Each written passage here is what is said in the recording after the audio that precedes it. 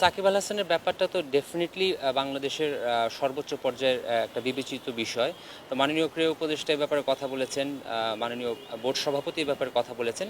যেহেতু ব্যাপারটা ওই পর্যায়ে রয়েছে, এই সিচুয়েশন নিয়ে আমার মন্তব্য করাটা ঠিক হবে না, বা পাশাপাশি আমি যদি কোনো কিছু বলার সেই পজিশনটাও নাই। তো যেহেতু এটা একদম উচ্চ পর্যায়ে আছে, ব্যাপারটা উচ্চ পর্যায়ে বিবেচিত হচ্ছে। দেখুন, আমরা একদম যদি কোনো হিসাব ছাড়া চিন্তা করি, এটা প্রত্যেকটা প্লেয়ারই মাঠ থেকে বিদায় নিতে চায়, এটাই স্বাভাবিক।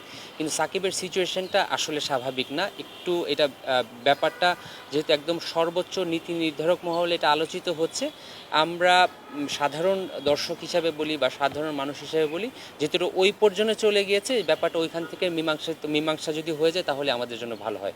আমাদের পজিশন থেকে এই ব্যাপারে চিন্তা করা বা কমেন্ট করা ঠিক হবে না। আলহামদুলিল্লাহ, এটা আমরা খুবই হ্যাপি।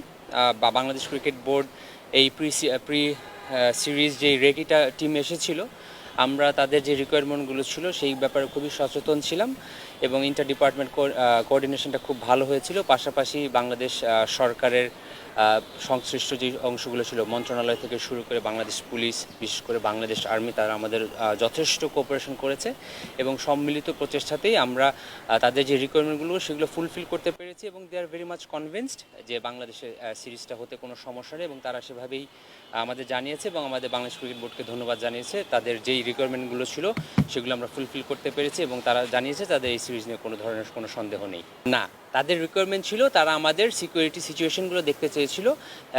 এই সিরিজের ভেন্যু এটা বাংলাদেশ ক্রিকেট বোর্ডের ডিসিশন। বাংলাদেশ ক্রিকেট টিমের সাথে আলোচনা করে আমরা নর্মালি ভেন্যুগুলো সিলেক্ট করি। সো এই ভেন্যুর ব্যাপারে ওদের কোনো রিকোয়ারমেন্ট ছিল না। না, আমি এটা শুনিনি। আর কোনো টিমের কারো প্লেয়ারের খেলা বা না খেলার ব্যাপারটা সম্পূর্ণভাবে সিলেকশন কমিটির উপর ডিপেন্ড করে। তো টিমের সিলেকশনের ব্যাপারে সিলেকশন কমিটি যেটা ডিসিশন নেবে সেই অনুযায়ী তো দল হয় সচরাচর। না, প্রথমত আমরা খুবই খুশি, দীর্ঘদিন পর বাংলাদেশে হোম সিরিজ হতে যাচ্ছে। আনফর্চুনেটলি আমরা ওয়ার্ল্ড কাপটা আয়োজন করতে পারিনি।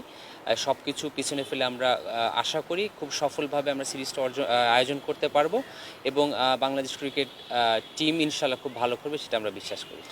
যেহেতু সম্মানিত ডিরেক্টরের ব্যাপারে মন্তব্য করেছেন এবং তার অবস্থানটা ক্লিয়ার করেছেন, ডেফিনেটলি বোর্ডের দৃষ্টিগোচর হয়েছে, উনি যেহেতু বলেছেন, এবং এইটা সর্বোচ্চ ফোরামে আলোচনা করে নিশ্চয়ই কোনো একটা ডিসিশন হবে এই ব্যাপারে। না, এই ব্যাপারে ব্যক্তিগতভাবে আমার নলেজে কোনো কিছু নেই। সো এই ব্যাপারে কমেন্ট করাটা আসলে আমার জন্য পজিশনটা ঠিক হবে না। না, দায়িত্ব অভিযোগগুলো আসলে অবশ্যই যারা দায়িত্বপ্রাপ্ত রয়েছেন তারা এ ব্যাপারে কথা বলবেন। এইটা আসলে আমার ডিপার্টমেন্টের ইস্যু না, এটা আমি বলতে পারবো না। আমার মনে হয় গতকালকে চেয়ারম্যান সিলেকশন প্যানেল ব্যাপারটা খুব ক্লিয়ার করেছেন। ডেফিনেটলি পারভেজ ইমন বিগত সময়গুলোতে ভালো পারফরমেন্স করেই সেই জায়গাটা করে নিয়েছেন, এবং নিজের পারফরমেন্স দিয়ে দলের সুযোগ পেয়েছেন। একজন বড় ভাই হিসাবে এবং একজন সাবেক খেলোয়াড় হিসেবে আমি ওর সর্বোচ্চ সাফল্য কামনা করছি। বিগত সময়গুলোতে অনেক পরিশ্রম করেছেন। একটা সিজন আমার সাথে ছিল রংপুর রাইডার্সে, আমি ব্যাটিং কোচ ছিলাম। যথেষ্ট পরিশ্রম করেছে, এইচপিতে ভালো পারফরমেন্স করেছে, এই টিমে ভালো পারফরমেন্স করেছে, সেটার কারণেই সুযোগ পাওয়া। আমি ওর জন্য অনেক শুভকামনা রাখছি। For more updates, subscribe to our YouTube channel and click on the bell icon. Follow us on Facebook and Instagram. Download T-Sports app to enjoy exciting games and highlights. Visit tsports.com.